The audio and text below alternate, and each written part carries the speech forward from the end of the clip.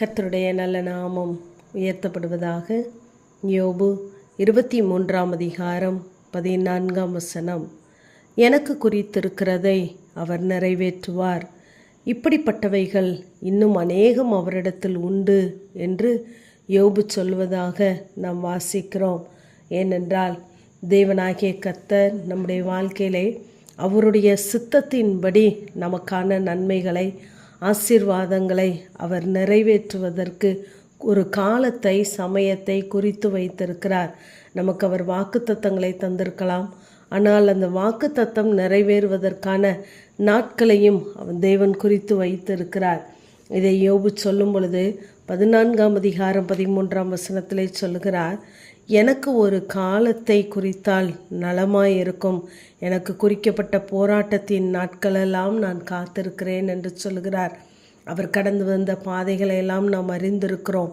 அப்படிப்பட்ட போராட்டத்தின் நாட்களுக்கு அவர் ஒரு முடிவை வைத்திருக்கிறாரே, அந்த காலம் எதுவென்று எனக்கு குறிக்கப்பட்டால் நலமாயிருக்கும் என்று சொல்கிறார்.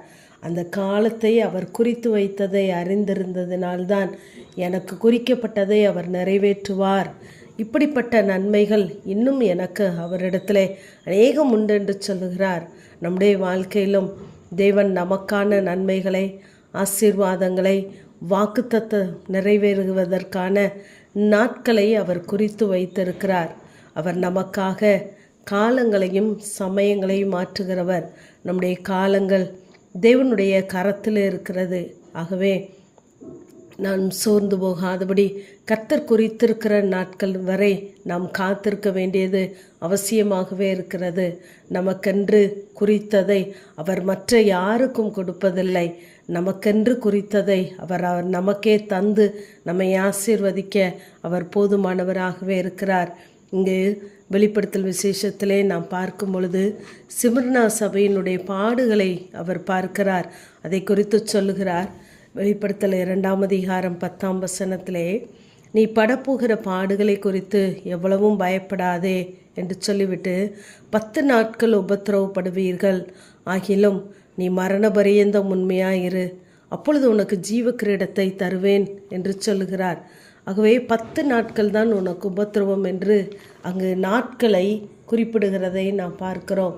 ஆகவே நமக்கான பாடுகள், நிந்தைகள் எல்லாம் ஒரு குறுகிய காலம்தான், கொஞ்ச கால பாடுகள் தான் என்று சொல்லுகிறார். ஆகவே அப்படிப்பட்ட நாட்கள் நிறைவேறும் பொழுது நிச்சயமாகவே நமக்கென்று வைத்திருக்கிற அநேக நன்மைகளை நாம் அனுபவிக்கும்படியான பாக்கியத்தை தேவன் தருவார். இங்கு ஆதியாகமத்திலே நாம் ஆபிரகாமை குறித்து பார்க்கும் பொழுது அங்கு 14ஆம் அதிகாரம் கடைசியிலே சோதோமின் ராஜா அவனை ஆசீர்வதிக்க வருகிறார்.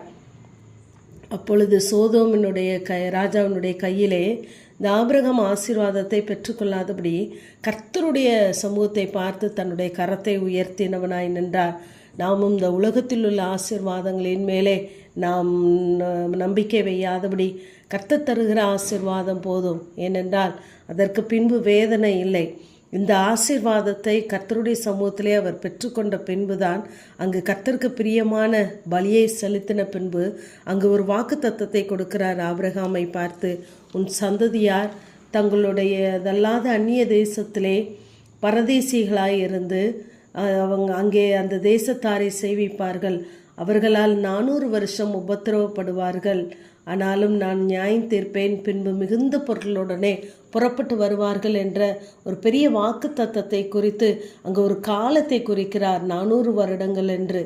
ஆகவே அங்கு கர்த்தருக்கு பிரியமான பலியை அவர் செலுத்தும் பொழுதுதான் அந்த நாட்கள் குறிக்கப்பட்டதையும் அந்த வாக்கு தத்தத்தையும் தேவன் இந்த ஆபிரகாமுக்கு கொடுக்கிறார்.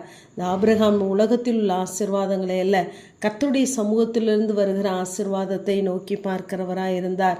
நாமும் நம்முடைய வாழ்க்கையிலே சூழ்நிலைகளை பார்த்து மனிதன் குறித்த ஆசீர்வாதங்களை பெற்றுக்கொள்ளாதபடி கர்த்தருடைய சமூகத்தை நோக்கி நிற்போம். நிச்சயமாகவே நமக்கு குறித்ததை அவர் நிறைவேற்றுவார். ஆமேன். ஜெபம். பிதாவாகிய தேவனே, குமாரனாகிய இயேசு கிறிஸ்துவின் நாமத்தின் மூலமாய் உடைய சன்னிதானத்தில் வருகிறேன். எனக்கு குறித்ததை அவர் நிறைவேற்றுவார் என்ற வேத வார்த்தையின்படி கர்த்தாவே, உடைய பிள்ளைகளுக்கென்று நீர் குறித்து வைத்த நன்மைகளை, ஆசீர்வாதங்களை, ஆண்டவரே வாக்குத்தத்தங்களை நிறைவேற்றும்படியாய் உடைய சமூகத்தில் வந்து நிற்கிறோம். இந்த ஆண்டவரே ஆசீர்வாதங்களை சுந்தரித்துக்கொள்ள கத்த பலன் தாங்க. இயேசுவின் மூலம் ஜெபம் கேளும் எங்கள் நல்ல பிதாவே, ஆமென்.